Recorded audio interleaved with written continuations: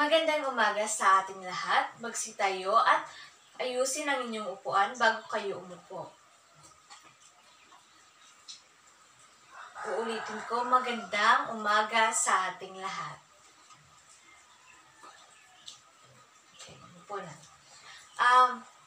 Ang ating gagawin, ang unang gagawin natin ngayon sa araw na ito ay magbabalik tanaw tayo kung ano ang mga leksyon na inyong natutunan noong nakaraan. So, meron bang nakakaalam kung ano ang ating leksyon kahapon? Okay, tumayo at sabihin ang sagot. Okay, ang karapatang panlipunan. Maraming salamat. Pwede ka nang umupo. At mahalaga ba ito sa atin? Okay, mahalaga. Napakahalaga ng karapatang panlipunan sa atin dahil dito tayo nakatira. Ang tatalakayin naman natin ngayon ay patungkol sa karapatang pantao. Pero sasabihin ko muna ang ating mga rules. So, ang rule 1 is pag mayroong nagsasalita dito sa harapan or mayroong sumasagot, ay dapat pakinggan. Dapat kayong makinig, ha? Walang mag-iingay. Pangalawa, kung meron kayong katanungan o mga sagot, itaas ang isang kamay at tumayo. Nakikinig ba ang lahat? Very good. So ngayon ay babasahin ko ang ating objectives patungkol sa karapatang pantao. At para mas malinawan kayo, mamaya i-explain ko yan. Una is ang mag-aaral ay naipapamalas ang pag-unawa at pagpapahalaga sa kanyang mga karapatan at tungkulin bilang mamamayang Pilipino. Pangalawa, ang mag-aaral ay nakikilahok sa mga gawaing pansibiko na nagpapakita ng pagganap sa kanyang tungkulin bilang mamamayan ng bansa at pagsasabuhay sa kanyang karapatan. Pangatlo, ay natalakay ang mga tungkulin kaakibat ng bawat karapatang tinatamasa. So, para sa atin, meron ba kayong mga ideya about sa karapatang pantao? Okay? Okay. Ang karapatang pantao daw para sa kanya ay may nilikha ito ng mga tao.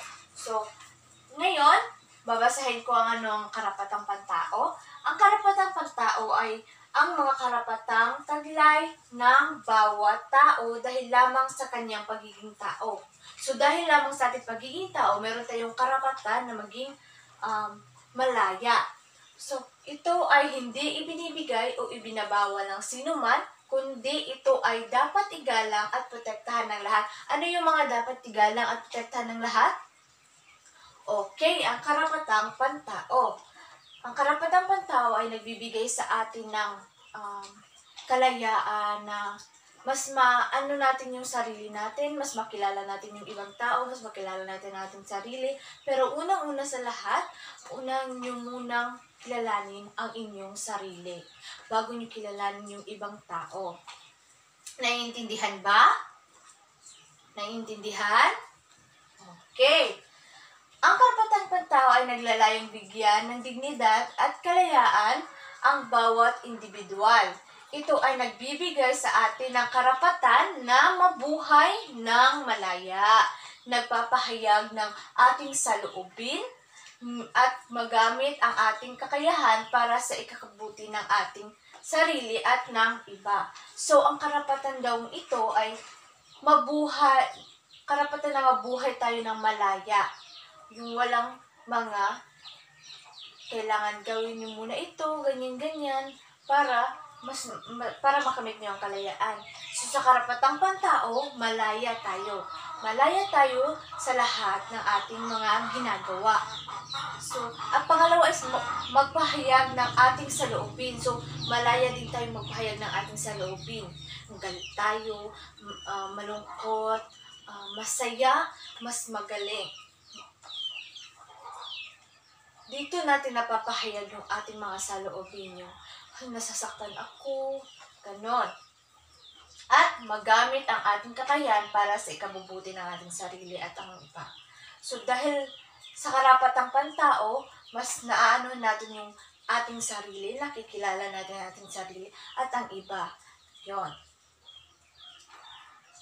Ang karapatang pantao ay nakasaad sa Universal Declaration of Human Rights na inilabas sa United Nations noong 1948. So, ang Universal Declaration of Human Rights ito ay isang pandaigdigan kasunduan na naglalayong itaguyod at ipagtanggol ang mga karapatan ng bawat tao sa buong mundo. So, ang Universal Declaration of Human Rights daw ay isang karapatan ng bawat tao sa buong mundo. So, ito ay kinabibilangan ng karapatan sa buhay, kalayaan sa pagpapahayag, kalayaan sa relihiyon, karapatan sa patas na paglilitis, karapatan sa edukasyon, at marami pang iba. So, ang karapatang UDHR ay ito ay karapatan nating mabuhay or karapatan sa buhay, kalayaan sa pagpapahayag. Like sa una na aking sinabi kanina, sa karapatang pantao pa lamang tayo ay nagsabi ako ng magpapahayag ng ating saloobin. So, dito is kalayaan sa pagpapahayag. So, mapapahayag mo ang iyong mga saloobin sa ibang tao. Malaya kang mapagsasabi ng mga solusyon. Magbibigay ka ng mga ideya. Malaya ka sa pagbibigay mo ng ideya. At naiintindihan ba ng lahat? Okay, naiintindihan. Kalayaan sa relihiyon. So, kalayaan mong pumili, di ba? Sa atin dito, iba-iba naman ang ating relihiyon. Agree ba ang lahat? Okay, agree. Merong mga Catholic, merong mga sa iba-ibang simbahan. So, ang pangatlo naman ay ang karapatan sa patas na paglilitis. So, ang karapatan natin sa patas na paglilitis. For example, meron tayong karapatan na magsabi ng hindi talaga ikaw yung gumawa ng aksyon na yun kung walang ebidensya na nagpapakita na ikaw talaga yon. For example, ikaw yung dumaan ka lang doon sa may nakawan na insena. Tapos, pagdaan mo doon, merong nagdakip sa'yo na pulis. So, meron kang karapatan na sabihin na hindi ikaw yon at mangalap ka ng ebidensya. At mangangalap din yung mga pulis na ebidensya. Tapos, pag hindi naman talaga ikaw, pwede kang makapagsasabi na iyong pagsasabihan mo sila na hindi yun tama. So, yun yung karapatan sa patas na paglilitis. So, pang-apat, isang karapatan sa edukasyon. So, karapatan natin na mag-aral talaga. Like, for example, nung past years pa, nung mga dating-dati pa, yung mga lolo't lola natin, meron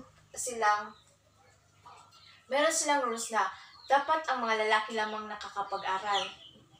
At saka yung babae ay nasa bahay lamang. So ngayon na iba na. So lahat ng babae at lalaki nakakapag-aral na. So meron na tayong karapatan dahil tao din ang mga babae. Kaya meron na rin silang karapatan. At marami pang iba. So marami pang iba na patungkol sa UDHR na mga karapatan. So ngayon, naiintindihan ba ng lahat? Okay. Tanong. Meron ba kayong mga tanong? Okay, ako ang magtatanong ngayon. Ano ang title ng ating leksyon ngayong araw na ito? Yes? Okay, karapatang pantao. Mahalaga ba ito? Okay, mahalaga talaga ang karapatang pantao.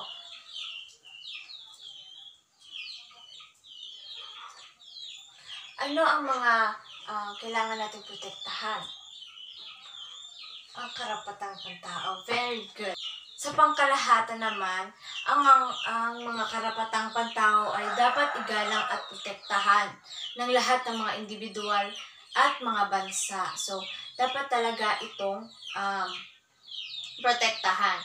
Ito ay naglalayong magpanatili ang pagkakapantay-pantay at paggalang sa lahat ng tao, anuman ang kanilang lahi, kasarian, relihiyon o iba pang katangian. So, meron talaga tayong kalayaan, mapababae man, lalaki, tombo, bisexual, mga ganon, mga transgender.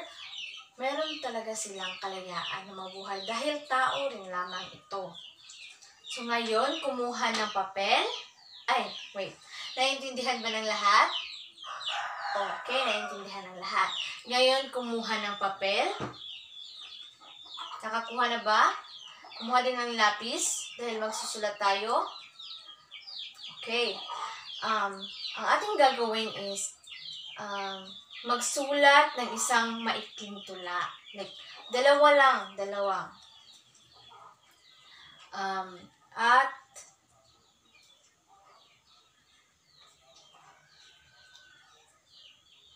gumawa ng isang maikling tula at ito ay nagpapakita ng kahalagahan ng paggalang at pagprotekta sa mga karapatang pantao. Gumawa kayo ng isang tula na nagpapahayag ng karapatang pantao. Okay.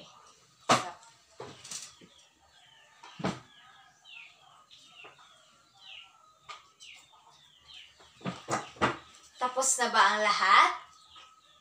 Okay, tapos na. Ngayon ay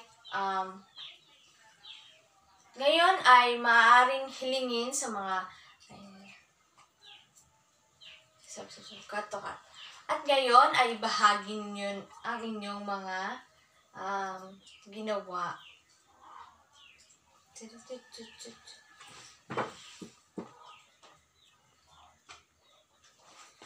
Tapos na. Ngayon, meron akong ipapakitang litrato sa inyo at meron lamang akong dalawang katanungan. Okay na? Magsipo ng lahat. Walang mag-iingay. Ito. Kikita ba lang lahat? Ang katanungan una is, ano ang nakikita nyo sa larawan? Merong taong nakamask. Ano pa? Merong pera. Merong kamay. At merong nakalagay, no vaccine, no pay. Ano ang makikitang ekspresyon ninyo sa taong ito? Para siyang natatakot, hindi ba? Okay. Ngayon,